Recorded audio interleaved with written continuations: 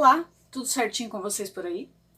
Hoje vamos falar um pouco sobre direito desportivo e os direitos trabalhistas dos jogadores de futebol.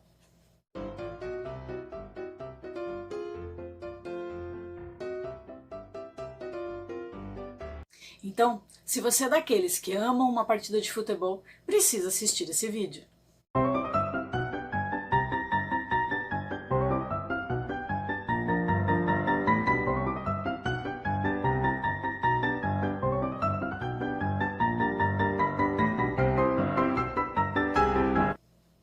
Você já parou para pensar e observar a atividade do jogador de futebol como uma profissão?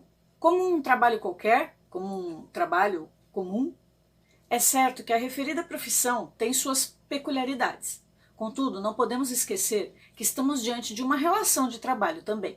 É o atleta, pessoa física, que presta serviços de natureza não eventual, sob dependência de um clube, que é o seu empregador. Desse modo, verifica-se que o atleta é o empregado nos termos da CLT.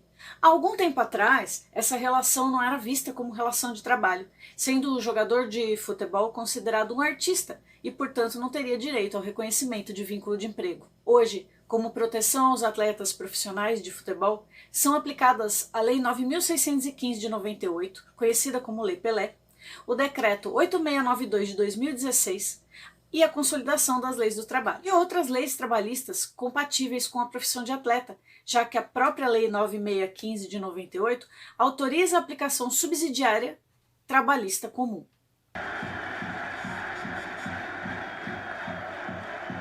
Assim, nos termos da lei, é certo que o contrato de trabalho do jogador de futebol deve ser celebrado sempre por escrito e terá prazo de 3 meses a 5 anos, conforme prevê os artigos 28 a 30 da Lei Pelé. O contrato por escrito e o prazo determinado são exigências da FIFA, órgão que administra o futebol, do qual o Brasil é filiado por meio da CBF, que é a Confederação Brasileira de Futebol. Todos os contratos de trabalho são registrados na CBF, de modo que a FIFA tem conhecimento destes, bem como de todos os contratos de trabalho das federações nacionais que integram seu quadro de membros. No que infere a jornada de trabalho, a Lei Pelé, em sua redação inicial, nada mencionou sobre jornada de trabalho dos atletas profissionais, dando margem a muita discussão sobre o direito ou não de os atletas receberem eventualmente horas extras. No entanto, não podemos conceber que a referida atividade não tenha limites para uma jornada de trabalho. Sejam os empregados atletas profissionais de futebol ou de qualquer outra modalidade.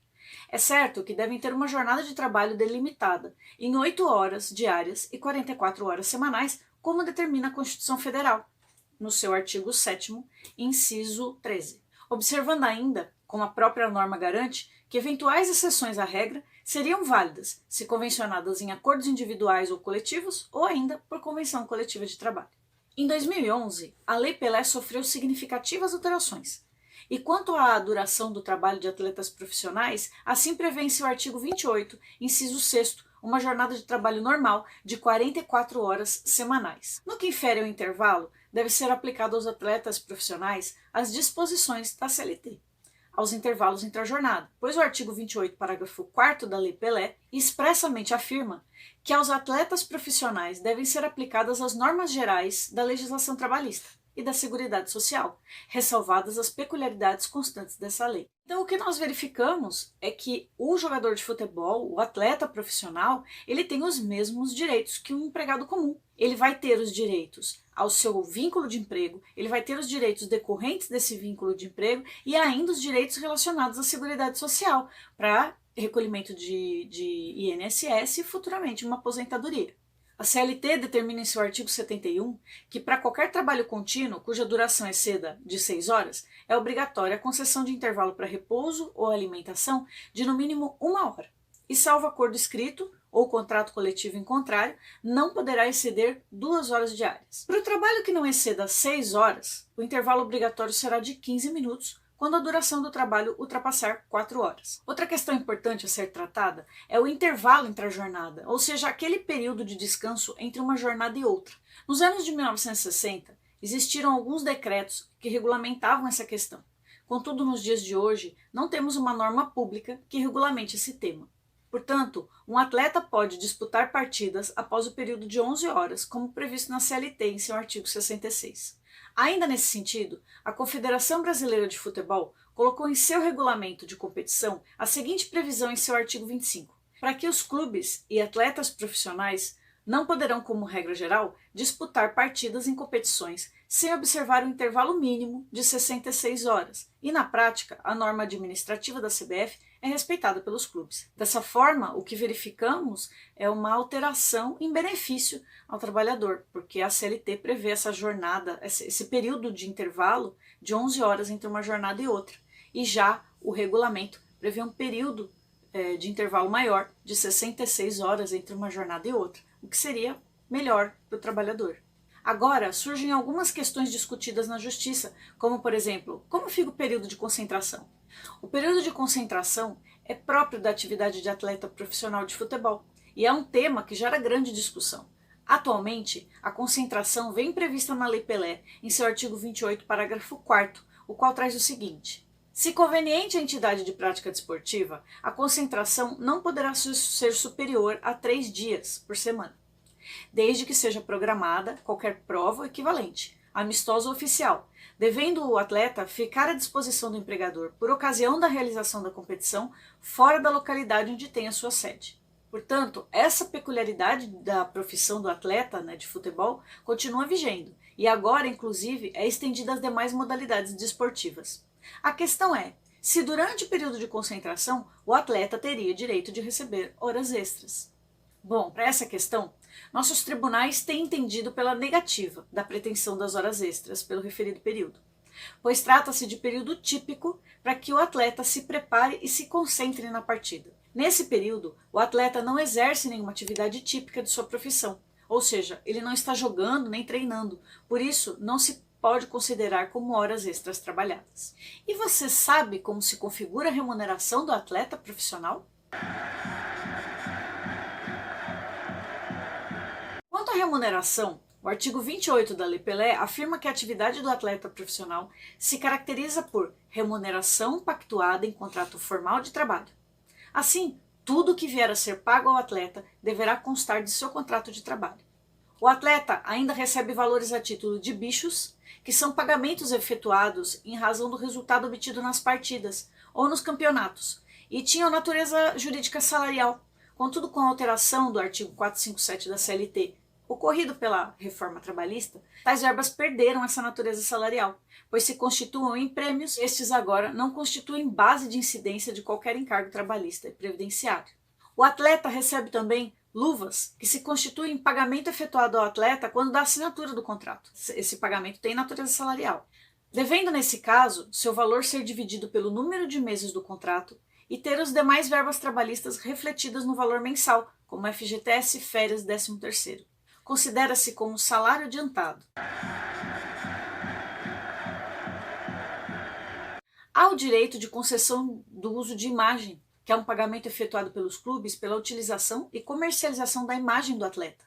No entanto, o referido pagamento tem sido utilizado para fraudar a aplicação da legislação trabalhista, tendo em vista que, em alguns casos, o atleta tem uma pequena parte de seus ganhos anotada em seu contrato de trabalho e a maior parte da remuneração consta como contrato de imagem. A Justiça do Trabalho ela vem descaracterizando tais contratos e declarando a natureza jurídica salarial de seus valores, com a aplicação do artigo 9 da CLT, reconhecida a fraude aos direitos trabalhistas. A alteração da Lei Pelé, que ocorreu em 2011, ela determinou algumas condições para esse instituto. No seu artigo 87A, diz o seguinte: o direito ao uso de imagem do atleta pode ser por ele cedido ou explorado mediante ajuste contratual de natureza civil e com fixação de direitos, deveres e condições inconfundíveis com o contrato especial de trabalho desportivo. E em seu parágrafo único, diz lá: quando houver por parte do atleta a cessão de direitos ao uso de sua imagem para a entidade de prática desportiva, detentora de contrato especial de trabalho desportivo, o valor correspondente ao uso de imagem não pode ultrapassar 40% da remuneração total paga ao atleta, composta pela soma de salários e dos valores pagos pelo direito do uso de imagem. Sendo assim, alterada a natureza jurídica do Instituto. Porém, se tal contrato for utilizado para fraudar a legislação trabalhista, o mesmo é considerado nulo. E aí, soma-se tudo, considera-se tudo base salarial. Existe ainda o direito de arena. O direito de arena, ele se constitui no pagamento que os clubes fazem aos atletas que participam de partidas transmitidas ao vivo pela televisão. Esse pagamento consiste hoje em 5% no mínimo do que um clube recebe. Porcentagem essa que deve ser dividida entre os jogadores que participaram da partida. Sua natureza jurídica foi reconhecida como remuneração, equiparando-se por analogia às gorjetas, sendo esse o entendimento adotado pela Justiça do Trabalho. Outra situação totalmente diferente que existe nesse tipo de contrato é a possibilidade de emprestar o empregado para outro clube.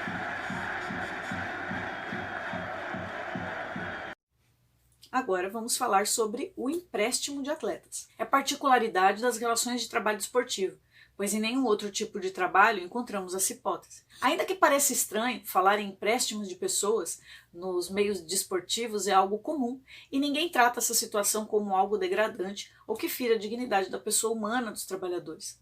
Essa condição está prevista no artigo 38 da Lei Pelé e depende da formal e expressa anuência do empregado. Nesse caso, o contrato de trabalho fica suspenso de qualquer maneira, o clube cedente fica responsável pelo cumprimento das obrigações do cessionário. Aqui, o atleta, durante o empréstimo, ele terá 2 contratos de trabalho vigentes. Nesses contratos de empréstimo, é normal se colocar uma cláusula impeditiva para que o atleta cedido não atue contra o seu empregador principal. Nesse caso, ele fica impedido de atuar em uma partida.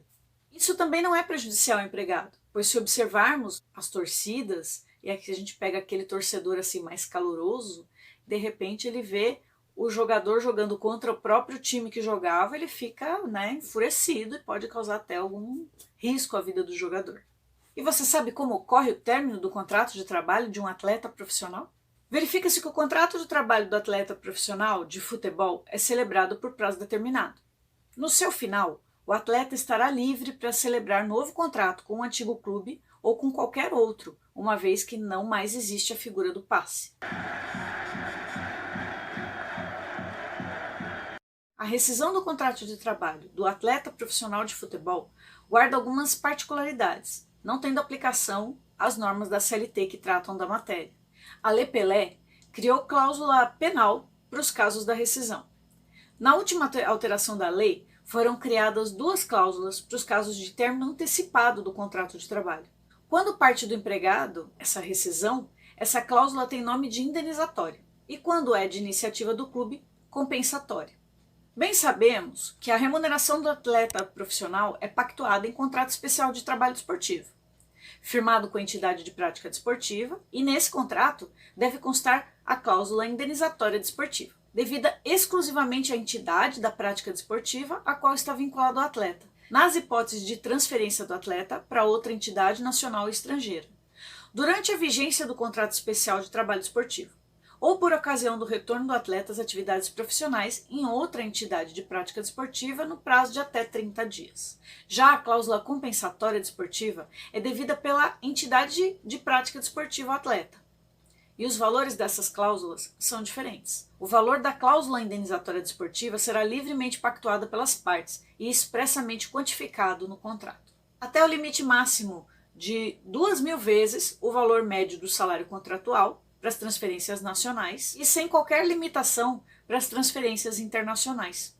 Já para a cláusula compensatória desportiva, será livremente pactuado entre as partes e formalizado no contrato especial de trabalho desportivo, observando-se como limite máximo 400 vezes o valor do salário mensal no momento da rescisão e como limite mínimo o valor total de salários mensais a que teria direito o atleta até o término do referido contrato. Então, observamos claramente aí que para essa situação de rescisão antecipada do contrato existe uma grande diferença entre a CLT e essas normas específicas da Lei Pelé.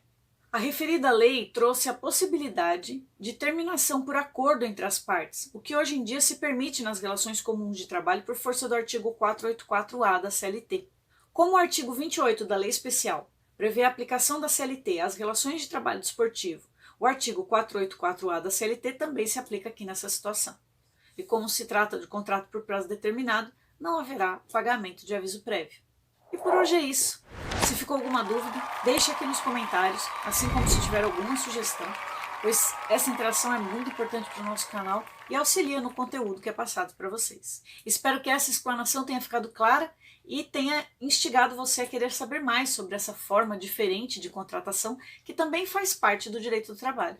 Um beijo e até o próximo vídeo.